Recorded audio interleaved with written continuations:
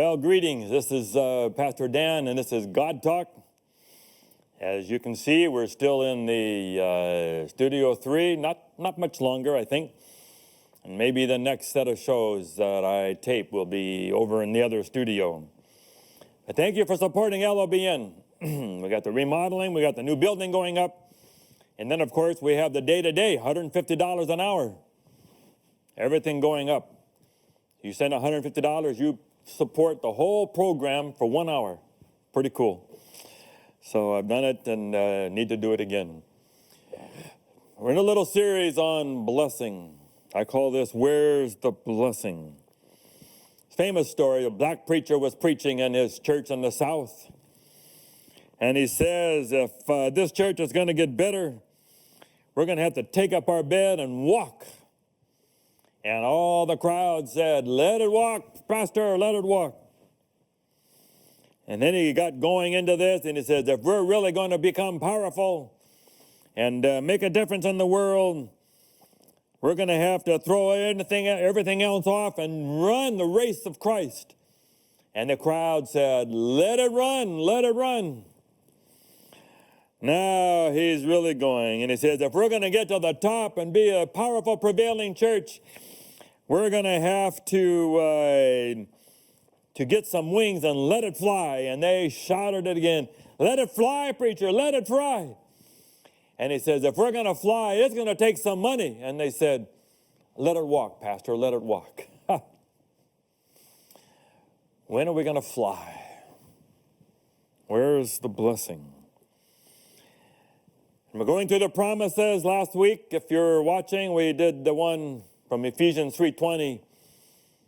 Paul says, I'm always on my knees praying for you that you will know the love of God in your soul, exceedingly abundantly above all that you can ask or think. It's not money so much or things, but knowing the love of God above all that you can ask or think. It's a promise. The promise for today is the one in Malachi 3. You all know it. Bring you all the tithes and the offerings to the storehouse. And trust me in this. I will open up the windows of heaven and pour you out a blessing so much that you cannot receive it. I could take some more. I pay tithe. I pay offerings. Where's my blessing? I was going to the Philippines a lot, and I became what they call elite.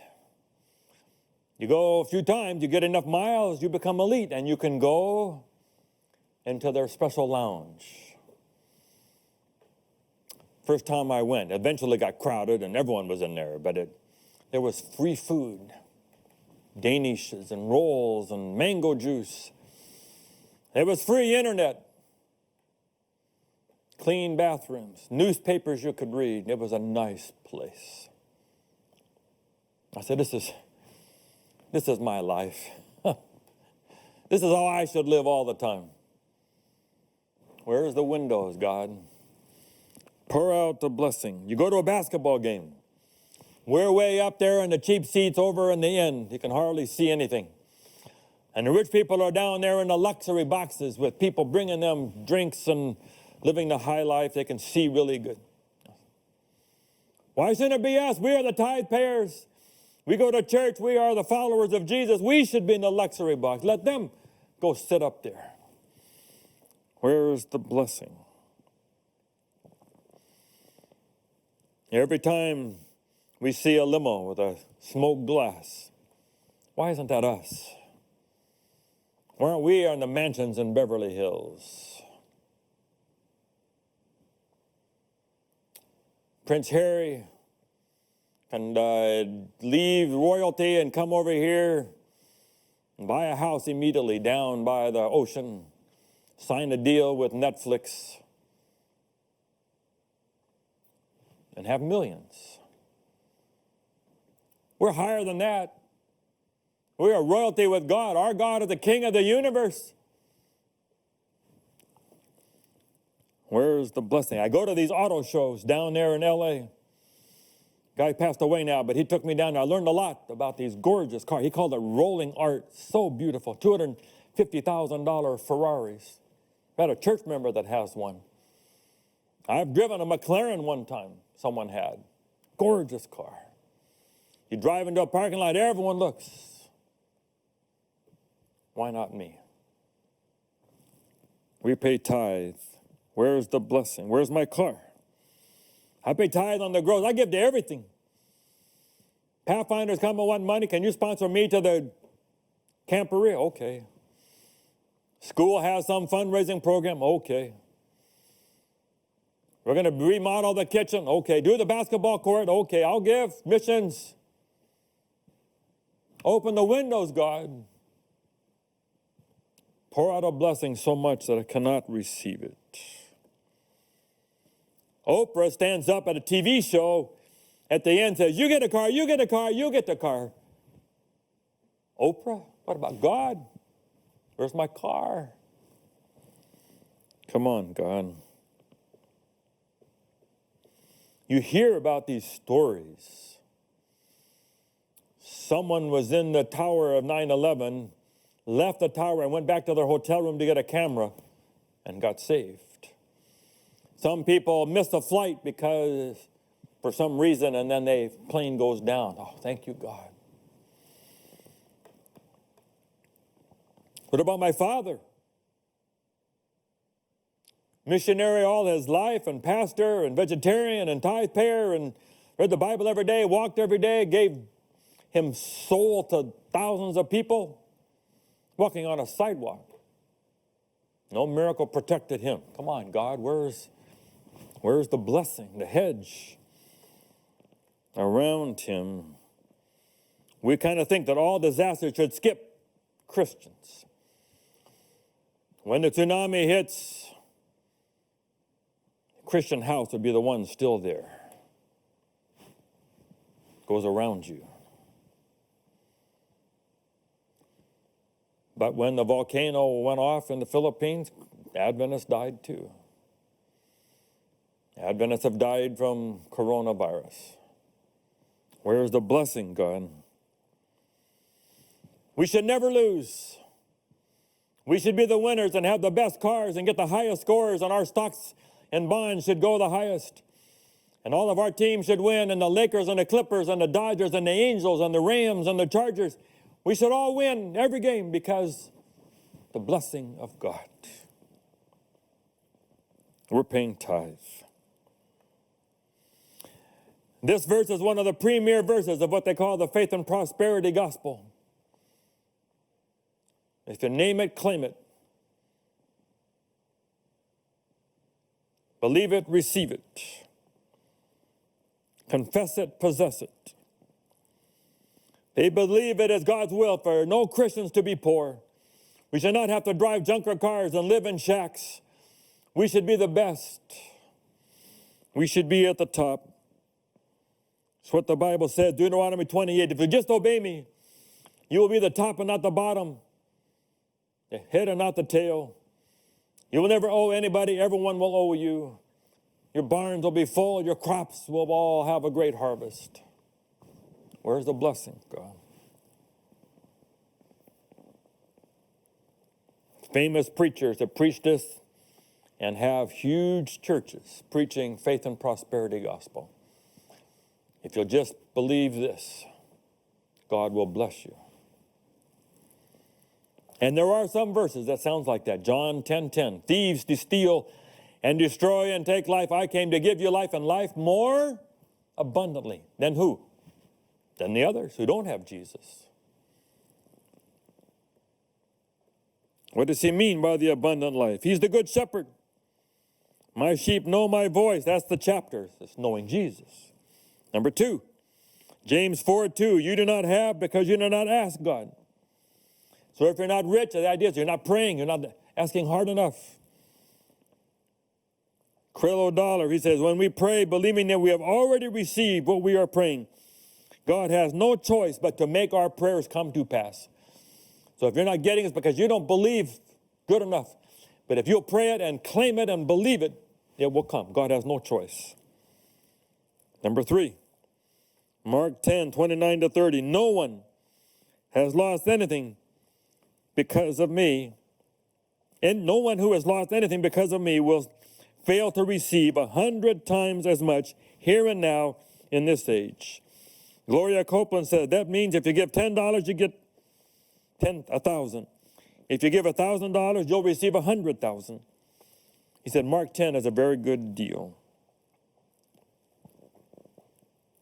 But most preachers would say the 100 to 1 is not money. It's the church, it's the people of God that are in your life and the blessings of life that may not be material. 100 to 1.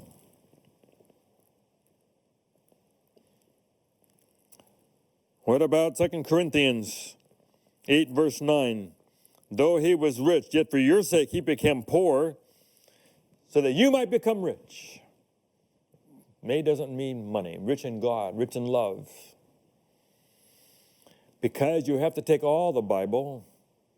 What about John the Baptist? Prayed and was beheaded. What about the giants of faith in Hebrews chapter 11? The best of the best. If anybody deserves the blessing of God, should be them. And they had some blessings. But it also says at the end of the chapter, they were sawn in two and lived in holes in the ground and beaten and shipwrecked and all the rest. And it says they did not receive the promise while they were here, not yet. Only together with us. What are we going to do with all that? Is there truth in this promise and all these promises that God will open up the windows of heaven and pour out a blessing? Have you been blessed for paying tithe? We have stories we can tell. Someone handed me $100,000 one time for the church and gave me a check for $5,000 myself. We were poor. I really helped a lot. I've had people say, Pastor Dan, I just sold a house. I've got $30,000 to give to a mission project. I've done a funeral. A man told me afterwards, he said, Pastor Dan, I just sold the building. I can give you $10,000. Blessings. I've had times when we were struggling and I didn't know what to do, and someone said, Pastor Dan, here's $1,000 out of the blue. I had someone call me and said, meet me at South Coast Plaza. Met me at Nordstrom's and bought me clothes that I'm probably still wearing, some of it, all these years later. Changed my life. So much help. We could all tell stories where God has made a difference in our lives, made our lives a little better. Thank you very much. We had to go get a bed this week. Beds are old, time to get something new. It had a sale on. Years ago, my house was half empty because someone left and I took furniture with them. So when my parents came to visit, I didn't have a bed. They had slept on cushions on the floor. Several times I was heartbroken. Finally, I saved up enough money for some friends of mine who make beds. I said, can you make me a bed? I finally ordered it. My parents were coming on Sunday. I thought the bed would come Saturday night. I got to church. My friends said, go pick up my bed for me in Portland. I said, we got there too late, Pastor Dan. The place had just closed. A friend of mine heard me. He said, Dan, I got a bed. He said, I got some relatives that are going through a divorce. They're taking it all to Goodwill tomorrow. May as well give it to you. Thank you. We got in the car. We drove to their house Sunday morning. 3 doors from my house. 60,000 people in Grants Pass. I get a new bed from 3 doors away. Headboard, everything. My parents slept in a bed. It's a bed I've been sleeping on the last 30 years. Thank you very much. So there are times when God blesses. Does God want you to live an abundant life? Yes. Will having faith make your life better than what your life would be like without having faith? Yes. Is it true that sometimes you don't have because you don't ask? Yes. And can we all agree that all these blessings will come true when we go into heaven. Then we will have everything that we can possibly imagine. So the promises are true someday. That's when the windows of heaven are going to open up and we will be blessed so much that we cannot receive it. But what can we have right now if we pay tithes and offerings? How will the window open up today? Well, there's an interesting passage in the Bible. It says in 2 Chronicles chapter 25, there was a young king, he's only 25 years old. He's going to go fight the Edomites, and he only has 300,000 people. So he goes and he hires, because the other guys have more, he hires 100,000 mercenaries to come fight with him. Prophet hears about it, pays 100 talents, gold for that. And the prophet comes and says, what are you doing? What are you doing? He says, you can't let these men march with you. How can you have the blessing of God? When you don't even trust God enough to take care of you, you got to go hire people with money. Send them home. Young king said, but what about the 100 talents I paid? And here's what it says, 2 Chronicles 25, verse 9. The Lord can give you much more than that. Much more than that. So why doesn't he give more? You and I are often scared for us to give, that God won't give enough. We won't have enough. If I give, then I won't have enough. You're afraid other people will have more. We're not sure about God like this young king. So we better hold on to what we have, because how do you know what God is really going to do? God's busy, got the whole universe to run, angels to tell what to do, keep everything organized, prayers to answer all over the world. He may not literally hear your prayer and take care of you, so you better hold on. So we take our money, instead of giving it to God, we go buy some soldiers. Better take care of things myself. Your giving is always tied to your picture of God. Is God generous? Give you more than what you had. You give 100 talents, he said, I'll give you more than that. Much more than that. What do we believe? We're not sure God will give us enough, so we got to go buy some more stuff. God helps those who help themselves. You heard that one. But here, God, the prophet said, the Lord will give you much more than that. Where's the blessing? Where's the blessing? God, open up the windows. What can you count on from God now, today? Well, we kind of know that God probably is not going to give us the Ferrari. Probably not going to give us all the material blessings that we think, like some of these preachers. 100,000. If you give 1,000, God will give you 100,000. If you get baptized, he'll give you a red Ferrari. God has to be careful. He has to hide in the shadows. He cannot overwhelm the world, overwhelm people, make everything go rosy for you, because then people would give their life to him for the wrong reason, not for him, but for the stuff. God has to be careful. Maybe you've heard the story of Lottie. She was in Spurgeon's church in England, London. He came to visit her, little small lady, could hardly see. He's talking to her. While he's talking to her, he's walking around the room. He sees a frame, has a letter in it. He reads the letter. He said, Lottie, who gave you this? Oh, I work for this rich man. That's all I have from him after he died was that letter. I can't read it, but all I have, so I keep it there. He said, Lottie, I have to borrow this for a few minutes. Oh, I don't want to lose that. That's all I have. I'll be right back. He goes to the bank, shows it to the managers. Oh, we wondered who had his will. It was the will from the rich man. He had 6 million pounds or whatever crazy amount it was.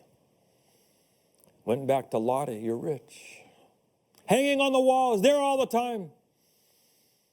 Where's my letter, God? Where's my letter hanging on the wall? Here's what the verse says. If you pay tithe, he will pour out a blessing so much that you can't receive it.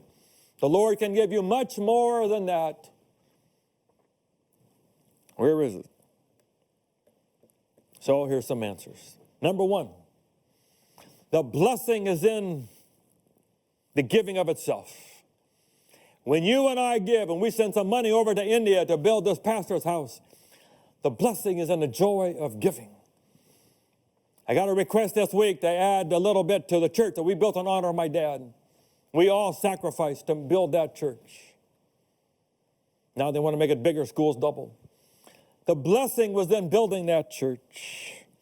Unbelievable what the blessing that was. We raised money for an X-ray machine in India. Churches all over the world. And people give, and they give it to me again. My wife is always worried, Pastor Dan, you're gonna hurt our friendships. No, they want to give when they have it. I write a check, and now a church goes up, or a crusade happens. The X-ray machine's working every day. There's water here. I got pictures. We helped raise money for a lawnmower in the Philippines. Got pictures this week. Thank you, Pastor Dan, my little part. It's good. It's a blessing. You give to LLBN, and you know the gospel's going all over the world. It's a blessing.